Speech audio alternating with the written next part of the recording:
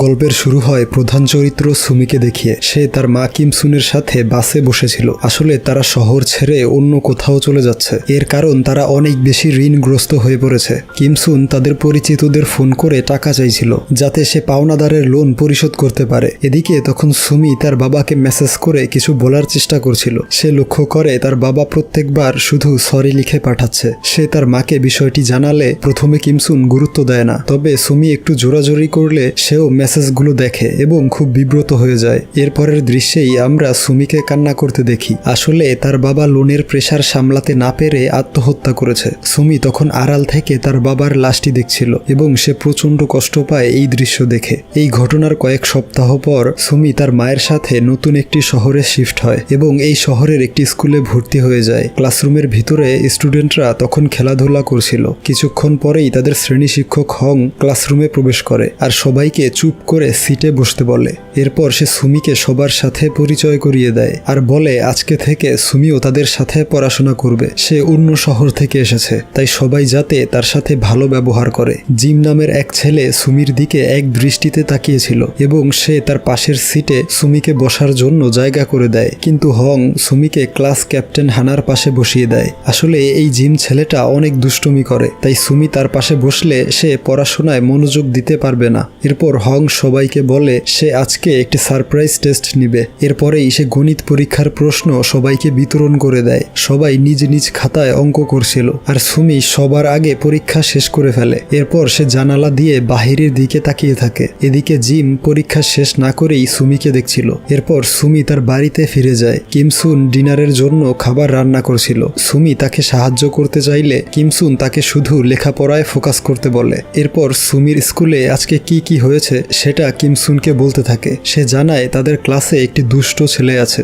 যে সারাদিন শুধু তার দিকেই তাকিয়ে থাকে। অপরদিকে জিমও তার বাড়িতে চলে আসে এবং সে হোমওয়ার্ক না করে ভিডিও গেমস খেলতে শুরু করে। তখনই তার মা এবং বড় ভাই চলে আসে, কিন্তু সে তাদের পায়ের শব্দ পেয়ে ভিডিও গেমসটি লুকিয়ে ফেলে, যদিও তার মা বিষয়টি টের পায়। এরপর সে বলে আজকে তাদের ক্লাসে একটি নতুন মেয়ে ভর্তি হয়েছে আর সেই মেয়েটি অনেক লাজুক। এই শুনে তার বড় ভাই এবং তার মা বুঝতে পারে জিম ওই মেয়েটিকে পছন্দ করে ফেলেছে। সিন চেঞ্জ হয়ে স্কুলের ক্লাসরুমে চলে আসে। মিস্টার হং গতকালের টেস্টের রেজাল্ট দিচ্ছিল। হানা এবং সুমি দুজনেই ফুল মার্কস পায়, কিন্তু জিম তার খাতায় বেশি কিছু না লেখাতে পরীক্ষায় ভালো নম্বর পায়নি। এরপরেই কারিকুলাম ক্লাস স্টার্ট হয়। সুমি খুবই সুন্দর করে কাগজ দিয়ে কিছু ক্রাফট তৈরি করে। তার ক্লাসমেটরা এই ক্রাফটগুলোর অনেক প্রশংসা করে। সে এগুলো শিখেছে একটি আর্ট অ্যান্ড ক্রাফট বই থেকে। তার এক ক্লাসমেট বইটি নিতে চাইলে সে তাকে মানা করে দেয়, কারণ এই বইটি আসলে তার বাবা তাকে গিফট করেছিল। জিম দূর থেকে সুমির কথাগুলো শুনে নেয়। ক্লাস শেষ করে সুমি বাড়ির দিকে রওনা হয় আর রাস্তায় কিমসুনের সাথে দেখা হয়ে যায়। সে জানায় তার একটি আর্ট গ্যালারিতে চাকরি হয়ে গিয়েছে, ফলে তাদের এখন থেকে আর কষ্ট থাকবে না। এরপর সে সুমিকে নিয়ে একটি মাংসের দোকানে যায়, কারণ সুমি অনেক দিন ধরেই মাংস খায়নি। কিন্তু সেই দোকানদার সুমির সাথে একটু হেসে কথা বললে কিমসুন তাকে নিয়ে বাড়িতে চলে আসে আর সুমিকে বলতে থাকে এই শহরের মানুষজন বেশি ভালো নয়, তারা মেয়েদের দিকে বাজে ভাবে তাকায়। আসলে কিমসুনের কাছে টাকা না থাকায় সে এই অজুহাতে মাংস না কিনে চলে এসেছে। কিন্তু এর কিছুক্ষণ পরেই নিহা নামের এক মহিলা তাদের বাড়িতে আসে। সে কিমসুনের পূর্ব পরিচিত বান্ধবী। নিহা তার সাথে করে সুমির জন্য কিছু খাবারও নিয়ে এসেছিল। আসলে নিহার কাছ থেকে কিমসুনরা অনেক টাকা ধার নিয়েছে আর ধারের টাকা কবে পরিশোধ করবে সেটা জানার জন্যই নিহা এখানে এসেছে। কিমসুন বলে তার স্বামীর ইন্স্যুরেন্সটা ইস্যু হয়ে গেলেই তার ধার মিটিয়ে দিবে। এর পরের দিন ড্রয়িং ক্লাসে সুমি খুবই সুন্দর একটি দৃশ্য অঙ্কন করে, যেটা মিস্টার হং দেখে মুগ্ধ হয়ে যায় এবং সে সুমিকে জিজ্ঞেস করে এই সুন্দর জায়গাটি বাস্তবে কোথাও আছে কিনা। সুমি উত্তরে বলে এটি শুধুমাত্র একটি পেইন্টিং, এর কোনো অস্তিত্ব নেই। আসলে সে মিস্টার হংকে মিথ্যে বলেছে। এই জায়গাটি বাস্তবেও আছে আর সেখানে তার পরিবার মাঝে মাঝে ঘুরতে যেত এবং তার বাবাও সেখানেই আত্মহত্যা করেছিল। সুমি কিছুক্ষণের জন্য ওয়াশরুমে গেলে জিম এবং তার বন্ধুরা মিলে সুমির পেইন্টিংটি নষ্ট করে ফেলে, যদিও এই কাজটি করার ইন্টেনশন জিমের ছিল না। সুমি ক্লাসে ফিরে এসব দেখতে পেয়ে রাগান্বিত হয়ে পেইন্টিংটি ছিঁড়ে ডাস্টবিনে ফেলে দেয়। এই ঘটনার জন্য জিম অনেক বেশি মন খারাপ করে, তাই সে ক্লাস শেষে ডাস্টবিন থেকে সেই ড্রয়িংটি উঠিয়ে নেয় এবং সেটা নিয়ে বাড়িতে ফিরে যায়। রাতের বেলা সে ওই ড্রয়িংটি টেপ দিয়ে জোড়া লাগিয়ে দেয় আর সেটাকে আগের মতো করার চেষ্টা করতে থাকে। তখনই তার বড় ভাই রুমে চলে আসে এবং সে বুঝতে পারে এটা সুমি এঁকেছিল আর জিম তার ভুল শুধরে নেয়ার চেষ্টা করছে। অপরদিকে কিমসুন অনেক রাত করে বাড়ি ফিরে এবং সে সুমিকে নিয়ে ড্রিঙ্কস করতে শুরু করে। আসলে তাদের সমাজে ড্রিঙ্কস করাটা খুব স্বাভাবিক একটা বিষয়, যেটা মোটেও করা উচিত নয়। সর্বপ্রথম কিমসুনের মা তাকে ড্রিঙ্কস করা শিখিয়েছিল, আর এখন সে তার মেয়েকে শেখাচ্ছে। এরপর তারা একসাথে অনেক বেশি ইমোশনাল একটি মুহূর্ত কাটায়, আর এর কারণ কিমসুন গান গাওয়ার সময়ে সুমির বাবাকে অনেক বেশি মিস করেছিল। পরদিন ক্লাসরুমে মিস্টার হং সুমিকে বই পড়ে সবাইকে শোনাতে বলে, কিন্তু তার বইটি ভুলবশত জিমের টেবিলে চলে গিয়েছিল। সে ওই বইয়ের ভিতরে সুমি আর তার বাবার একটি ছবি দেখতে পায়। ওইদিকে সুমি হানার বই থেকে সবাইকে পড়ে শোনায়। ক্লাস শেষে সুমিকে মিস্টার হং লাইব্রেরিতে নিয়ে আসে এবং সে কেন কোচিং করছে না সেই বিষয়ে জিজ্ঞেস করে। সুমি তাকে বলে সে একা একা পড়তেই ভালোবাসে, একা পড়লে পড়ালেখায় সে বেশি মনোযোগী হতে পারে, এই কারণে তার কোচিং করার প্রয়োজন নেই। কিন্তু মিস্টার হং বুঝে যায় সুমি আসলে টাকার অভাবে কোচিং করছে না, তাই সে বলে যদি প্রয়োজন পড়ে তাহলে সুমি চাইলে তার কাছে টিউশন নিতে পারে। কিন্তু সুমি তাকে ধন্যবাদ দিয়ে চলে আসে। সে ক্লাসরুমে এসে দেখতে পায় তার বইটি জিমের কাছে ছিল। সে দ্রুত তার বইটি নিয়ে নেয়। এখানে সুমিকে রাগান্বিত দেখে জিম তার কাছে ক্ষমা চায়। আসলে জিম ভেবেছিল সে একজন বাজে স্টুডেন্ট হওয়াতে সুমি তাকে অপছন্দ করে। এই কথা শুনে সুমি হেসে দেয় আর তাকে বলে সে তাকে ভালোভাবে চিনে না, আর অপরিচিতদের সাথে সে কখনোই মিশে না। রাতের বেলা জিম শুধু সুমির কথাই চিন্তা করতে থাকে, এর ফলে তার কিছুতেই ঘুম আসে না। এরপর সে তার বড় ভাইয়ের রুমে যায়, আর এখানে সে জানতে পারে তার ভাইও একটি মেয়েকে পছন্দ করে এবং তাকে চিঠি লিখে পাঠায়। কিন্তু সে কাউকে এই বিষয় বলেনি, কারণ তাদের মা জানতো তার বড় ভাই কখনো মেয়েদের পিছনে ঘুরে না। তাই জিম ওই চিঠিটা তার মায়ের দেখানোর পরিবর্তে সেটা ওই টেবিলেই রেখে দেয়। পরদিন সকালবেলা স্কুলের মাঠে সুমি একটি মৃত পাখি দেখতে পায় এবং সে পাখিটাকে কবর দিতে নিয়ে যায়। তাকে সাহায্য করতে সেখানে জিমও উপস্থিত হয়। এরপর তারা দুজন মিলে পাখিটিকে কবর দিয়ে দেয়। অপরদিকে কিমসুনকে একটি রেস্টুরেন্টে দেখানো হয়। আসলে সে সুমিকে মিথ্যে বলেছে, তার কোনো বড় ধরনের চাকুরি হয়নি, বরং সে ছোটখাটো বিভিন্ন কাজকর্ম করে থাকে। সিন চেঞ্জ হলে আমরা দেখি সুমির নানু তার স্কুলে চলে এসেছে। খবর পেয়ে কিমসুনও স্কুলে ছুটে আসে। সুমির নানু তার সাথে অনেক খারাপ আচরণ করে। এর কারণ হচ্ছে সুমি এবং তার মা তার বাবার ইন্স্যুরেন্সের টাকা তার নানুকে না জানিয়ে নিতে চাইছিল, যেটার আসল মালিক হচ্ছে সুমির নানু। এখানে তাদের দুজনের ঝগড়া হয়। সুমির ক্লাসমেটরা উকি ঝুঁকি দিয়ে দেখার চেষ্টা করতে থাকে। বিষয়টি নিয়ে সুমি অনেক বেশি লজ্জাবোধ করছিল, আর জিমও এখান থেকে জানতে পারে সুমির আর্থিক অবস্থা বেশি ভালো নয়। তাই সে কোচিংয়ের ক্লাসে গিয়ে শুধু সুমিদের ব্যাপারেই ভাবতে থাকে। অপরদিকে সুমি বাড়িতে গিয়ে দেখতে পায় তার মা মেঝেতে শুয়ে আছে। সে ভাবে তার মাও আত্মহত্যা করেছে, কিন্তু সে কাছে গেলে কিমসুন কথা বলে ওঠে। আসলে সে সুইসাইড করার চেষ্টা করেছিল, কিন্তু সুমির কথা ভেবে সে সুইসাইড করেনি। এসব দেখে সুমি প্রচণ্ড কান্না করতে থাকে। এর পরের দিন স্কুলে গেলে সুমির জন্য হানা কিছু চকলেট নিয়ে আসে, কিন্তু সুমি সেগুলো নিতে চায় না, কারণ সে বুঝতে পারছে তার আর্থিক অবস্থার কথা জানতে পেরেই সবাই তাকে সহানুভূতি দেখাচ্ছে। এতে সে নিজেকে অনেক ছোট মনে করতে থাকে। কিন্তু জিম তার ভাবনার পরিবর্তন করতে সেই চকলেটগুলো থেকে একটি চকলেট নিজেই খেয়ে নেয়, আর ক্লাসের সবাইকে একটি করে চকলেট বিতরণ করে দেয়। এই দেখে সুমিও একটি চকলেট খেয়ে নেয়। এরপর স্কুল থেকে সব স্টুডেন্টদেরকে একটি অ্যামিউজমেন্ট পার্কে ঘুরতে নিয়ে আসা হয়। এখানে সবাই অনেক বেশি আনন্দ করে, আর সুমিও সবার সাথে অনেক মজা করে। বিশেষ করে জিম তার সাথে সময় কাটাতে পেরে অনেক বেশি আনন্দিত ছিল। বাড়ি ফেরার সময় বৃষ্টি চলে আসে, তাই জিম সুমিকে ছাতার নিচে আসার অফার করে, কিন্তু সুমি সেটা রিজেক্ট করে দেয়। এরপর জিম সেই ছাতা জোর করে সুমিকে দিয়ে সেখান থেকে দৌড়ে বাড়ির দিকে ছুটে যায়, আর সুমি সেই ছাতা নিয়ে বাড়িতে ফিরে আসে। এখানে সে কাগজ দিয়ে সুন্দর সুন্দর আর্ট অ্যান্ড ক্রাফট তৈরি করছিল এবং জিমের উপকারের কথা ভেবে সে খুশি ছিল।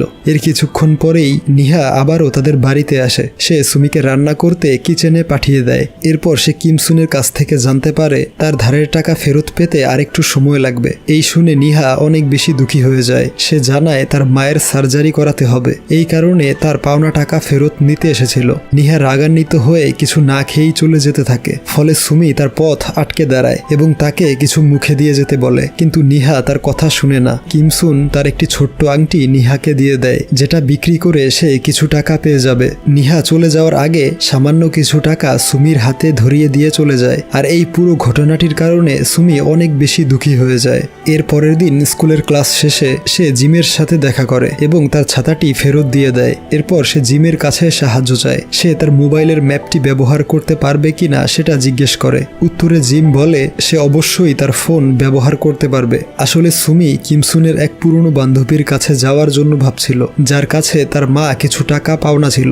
সে ঠিকানা নিয়ে বাস স্ট্যান্ডে চলে আসে আর জিমকে ধন্যবাদ দিয়ে বাসে উঠে পড়ে। কিন্তু সে দেখতে পায় জিমও সেই বাসে উঠে পড়েছে, কারণ সে ভাবছিল সুমি এত দূর একা যেতে পারবে না। সে সুমিকে অনেকগুলো ফানি জোকস শুনিয়ে এন্টারটেইন করে। এরপর তারা বাস বদল করে একটি ট্রেনে উঠে পড়ে। এখানে তারা অনেক এনজয় করে। ট্রেন থেকে নেমে তারা হাঁটা শুরু করে। পথিমধ্যে একটি আইসক্রিমের দোকান দেখে জিম দুটো আইসক্রিম কিনে নেয়, কিন্তু সুমি জিমের আইসক্রিমটি টেস্ট করতে চাইছিল, ফলে সে জিমের কাছে তার আইসক্রিমটি চেয়ে নেয়। এর পরিবর্তে সে তার আইসক্রিমটি জিমকে টেস্ট করতে দেয়। এরপর ঠিকানা অনুযায়ী সুমি তার মায়ের বান্ধবীর দোকানে চলে আসে। সে সুমিকে দেখেই চিনে ফেলে এবং একটু আবেগী হয়ে যায়। সে বলে এই দোকানটি তার মায়ের দেয়া লোনের টাকা দিয়েই সে দাঁড় করিয়েছে এবং তার সাফল্যের পেছনে কিমসুনের অনেক অবদান রয়েছে। তবে বর্তমানে তার দোকানটি ভালোভাবে চলছে না, ফলে তারও আর্থিক অবস্থা খুব বেশি ভালো নয়। এই কারণেই সুমির বাবার মৃত্যুর খবর শুনেও সে কিমসুনের সাথে দেখা করতে যায়নি। সুমি তাকে টাকার ব্যাপারে প্রশ্ন করলে সে জানায় ওই টাকা সে অনেক আগেই পরিশোধ করে দিয়েছে। এই শুনে সুমি অনেক বেশি হতাশ হয়ে পড়ে। এরপর সে সুমিকে কিছু খাবার দিয়ে বাড়িতে পাঠিয়ে দেয়। সে বাড়ি ফিরে দেখে তার মা ঘরে নেই, তাই সে রাস্তায় বেরিয়ে পড়ে এবং তার মাকে খুঁজতে থাকে। অপরদিকে কিমসুনও তাকে খুঁজছিল। এক পর্যায়ে তারা দুজন একে অপরকে খুঁজে পায়। সুমি তাকে দেখেই দৌড়ে ছুটে যায়। এত রাতে বাড়ি ফেরার কারণে কিমসুন তাকে প্রথমে বকাঝকা করে। সুমি তাকে সরি বললে সে তাকে জড়িয়ে ধরে আর বাড়ি ফিরে যায়। অপরদিকে জিমের মা তাকে শাস্তি দিচ্ছিল এবং বলছিল অপরিচিত মেয়েদের সাথে মেলামেশা করা ভালো নয়, কারণ কিছু গরিব মেয়েরা প্ল্যান করে বড়লোকদের ফাঁসায় এবং বিপুল পরিমাণ টাকা আত্মসাৎ করে। কোনো কোনো ক্ষেত্রে টাকা না পেলে ভিকটিমকে হত্যাও করে। সে বলে দেয় এরপর থেকে জিম যাতে সুমি নামের মেয়েটির সাথে কথা না বলে, কিন্তু জিম তাকে বোঝানোর চেষ্টা করে যে সুমি খুব ভালো মেয়ে, সে ওই ধরনের কাজ কখনোই করবে না। কিন্তু তার মা বিষয়টি বুঝতেই চায় না এবং শাস্তি স্বরূপ জিমের মোবাইলটি ছিনিয়ে নেয়। এর পরের দিন স্কুলে মিস্টার হং সবাইকে এক এক করে জিজ্ঞেস করছিল বড় হয়ে তারা কি হতে চায়। সবাই নিজ নিজ স্বপ্নের কথা বলছিল, কিন্তু সুমি বলে সে এখনো সিদ্ধান্ত নেয়নি বড় হয়ে সে কি হতে চায়। এরপর জিমকে ডাকা হয়। সে জানায় বড় হয়ে সে সবকিছু জানতে চায়। আসলে সুমি তাকে একবার বলেছিল যে সে তার ব্যাপারে কিছুই জানে না, তাই জিম এমন ইচ্ছার কথা প্রকাশ করেছে। এরপর জিম সবাইকে একটি সুন্দর গান গেয়ে শোনায়, যদিও এই গানটি সে সুমিকে ইঙ্গিত করে গাইছিল আর সুমিও এটি বুঝতে পারছিল।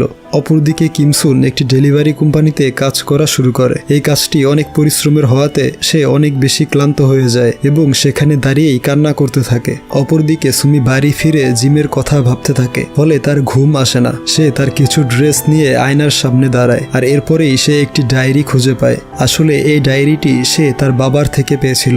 এরপর সে ওই ডায়েরিটি খুলে পড়তে শুরু করে, যেখানে তার বাবা অনেক ইমোশনাল কথা লিখে রেখেছিল। ডায়েরিটি পড়ে সে অনেক বেশি ইমোশনাল হয়ে যায় এবং তার বাবার দেয়া বইটি বুকে জড়িয়ে কান্না করতে থাকে। এর পরের দিন সুইমিং ক্লাস শেষে সবাই নিজ নিজ ক্লাসের দিকে যাওয়া শুরু করে, কিন্তু সুমি ওই সুইমিং পুলের সামনে বসেছিল।